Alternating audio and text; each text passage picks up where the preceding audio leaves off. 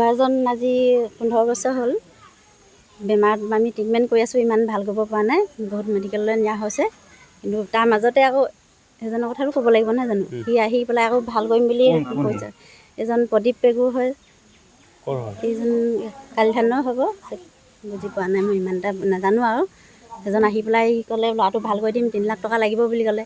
আমি তেতিয়া কৈছোঁ 3 লাখ টকা নাই বুলি কৈছোঁ আৰু। তেওঁ তেতিয়া কৈছে এইফালে মাটি কিমান আছে বুলি কৈছে। মাটিডোখৰ মই দেখাই দিছোঁ, মোৰ ইমানডোখৰ মাটি বাৰী নাই, মই চব বিকি মেলি ল'ৰাটো ট্ৰিটমেণ্ট কৰা হৈ গ'ল, কিন্তু মই ভাল কৰিব পৰা নাই বুলি কৈছোঁ আৰু। এতিয়াও ক'ৰবাত পোৱা হ'লে মানে মোক কোনোবা যদি সহায় কৰিব পাৰে, মই ভাল কৰিম বুলি কওঁতে তেতিয়া কৈছে মই ভালকৈ ভাল কৰি দিম বুলি ক'লে। তেওঁ মোক পইচাটো লাগিব বুলি কৈছে। মই এতিয়া পইচাটো ল'ৰাটো ভাল কৰি দিলে মানে মই য'ত হ'লেও মই মাটি ঘৰ ভেটি বিকি হ'লেও মই আপোনাক দিম, ল'ৰাটো ভাল কৰি দিব লাগে বুলি ক'লোঁ। তেতিয়া তেওঁ কৈছে আগতীয়াকৈ পইচাও ল'লে 7,000, লৈ পেলাই আকৌ নিদিলে, অকল বটল 4টা 4 চুকত পুতি দিলে। কি আছিলে নামটো? প্ৰদীপ পেগু হয় চাগে, প্ৰদীপ পেগু। তেওঁ কি হয় আচলতে? বেজ বুলিকে আহিছিলে, কিন্তু কি হয় ইমান নাজানো। বেজ বুলিয়ে বেজৰ হেৰি বিষয় লৈ আহি আছিলে আমাৰ ঘৰত। আৰু আমি ইমান ট্ৰিটমেণ্ট কৰি আছোঁ, ভাল কৰিব পৰা নাই। য'তে হ'লেও কিবা এটা হ'লে ভাল পাওঁ, ল'ৰা এটাই ল'ৰা মোৰ, এইটো ল'ৰা যদি এনেকুৱা হৈ থাকে, মই ভৱিষ্যত মই মৰি যাম, দেউতাক মৰি যাব, ল'ৰাটো কাৰ লগত থাকিব? ছোৱালী বায়েকেতো লোকৰ ঘৰলৈ যাব, সদায় চাব নোৱাৰিব নহয় জানো। মই এইটো কাৰণে ভাল কৰিব পাৰিলে দিম বুলি ভাবি আছিলোঁ আৰু। তেখেতে 3 লাখ টকা বিচাৰিছে। 3 লাখ টকা বিচাৰিছিলে। 3 লাখ টকাৰ ভিতৰত মই তেতিয়া কৈছোঁ মই এনেকৈ দিব নোৱাৰিম, মোৰ পইচা পাতি নাই, মই ক'ৰ পৰা দিম? আপোনাৰ মাটি চাটি বিকিবলৈ আছে নাই বুলি কৈছে। মোৰ মাটি একণে আছে, যদি তাৰ ভিতৰতে বিকিব, মই ল'ৰাটো ভাল হ'লে মোৰ এখন ঘৰ ভেটিটো মই বিকি দিব পাৰোঁ। মোৰ গৰু মাটি মই আগত বিকি শেষ কৰিলোৱেই। মই এনেকৈ ঘৰত কি পুতিছিলে তেওঁ? ঘৰত বটল 4টা চুকত 4টা পুতিছে আৰু খেৰ জ্বলাইছে, সৰিয়হ গুটি ধূনা এনেকৈ সেন্দু চেন্দু দি পেলাই চব ছিটিয়াইছে। পইচা কিমান আছিলে তেওঁ? পইচা লগত সেইটো কাম কৰিয়ে 7,000 টকা লৈ গৈছে। তাৰপিছত আকৌ ঘূৰি নাহিলে? পইচা 7,000টো মই ধেৰ ক'লোঁ, ল'ৰাটো মই ইমাৰ্জেঞ্চি নিব লগা হ'লেই, তাৰ পিছদিনাখন মই নিব লগা হৈছে। তেতিয়া মই পইচা 7,000টো আমাৰ ঘৰত মাতি দৰ্জাখন জপাই মোৰ পইচাটো ল'ৰাটো দেখাই দিছোঁ, মোৰ ল'ৰাটো চাই লওক, আপুনি পইচাটো দিয়ক বুলি ক'লোঁ, মই পইচাটো ঘূৰাই লৈছোঁ। তেখেতৰ হৈ কিনে ল'ৰা এজন আহিছিলে মানে প্ৰথমতে। তাৰপিছত ল'ৰাজনে ক'লে এই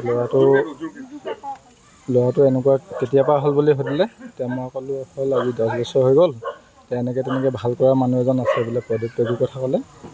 তাৰপিছত ভাল কৰিব পাৰে যে তেতিয়াহ'লে তুমি লৈ আহিবা, মইতো ভাল হোৱাটো বিচাৰি আছোঁ বহুত দিনৰ পৰা বোলো। আজি 10 বছৰ দিন চেন্নাই ভেলুৰ লৈও একো কৰিব পৰা নাই।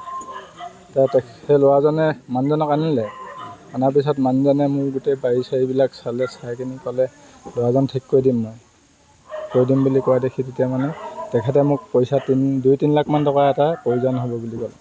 তেতিয়া মই ক'লোঁ ঠিক আছে, আপুনি ভাল কৰি দিয়ক, মোৰ মাটি বিক্ৰী হ'লেও মই আপোনাক 2-3 লাখ টকা সহায় কৰি দিম। তেতিয়া তেখেতে কৈছে নহয়, মোৰ দেৱতাজনে নেমানে বুলি আগত টকাটো দি ল'ব লাগিব বোলে, সেনেকৈ বুলি কৈছে। তেতিয়া মই কৈছোঁ তেনেকৈতো এতিয়া মইতো দুখীয়া লোৱা, তাৰ লগতে যি এটকা আছিলে চব খৰচ কৰি শেষ কৰি দিলোঁ। এতিয়া মোৰ লগততো পইচা পাতি নাই, যদিও ভাল কৰি দিয়ে আপুনি, মই 3 লাখ টকা আপোনাক যোগাৰ কৰি দিম বুলি ক'লোঁ।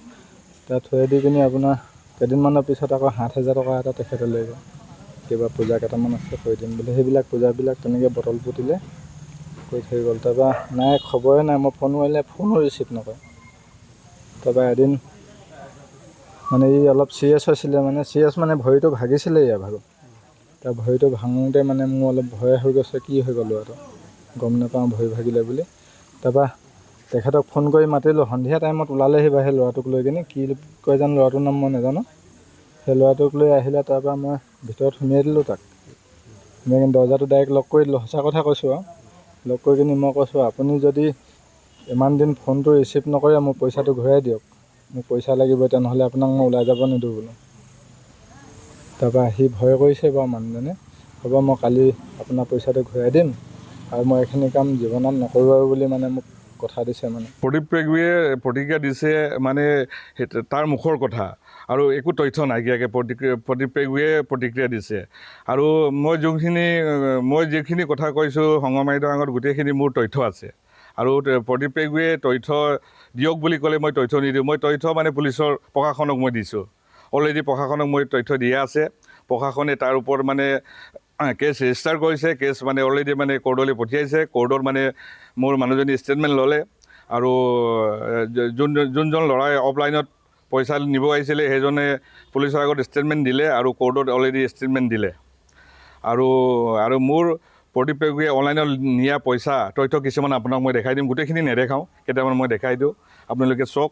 এইটো গীতা পেগু দেখিছে, 500 এইটো প্ৰদীপ পেগু আপোনালোকে চাওক 1000 প্ৰদীপ পেগু দেখি পাইছে আপোনালোকে তাৰপিছত এইটো হ'ল প্ৰদীপ পেগু 2500 টকা এইটো প্ৰদীপ পেগু 1500 টকা ডেট পৰ্যন্ত ক'ব লাগিব নেকি ফেব্ৰুৱাৰী 23 তাৰিখৰ এইটো 1500 টকা 2026 এইটো 2000 টকা প্ৰদীপ পেগু ফেব্ৰুৱাৰী 12 তাৰিখ 2026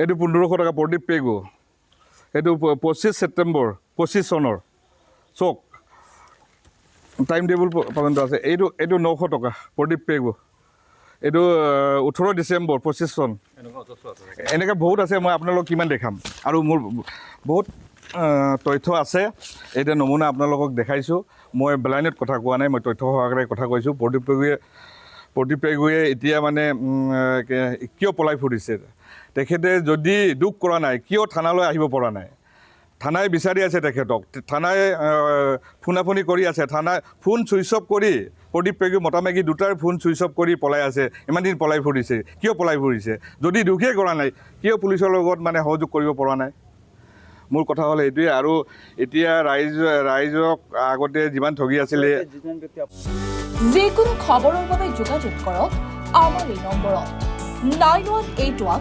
307 2221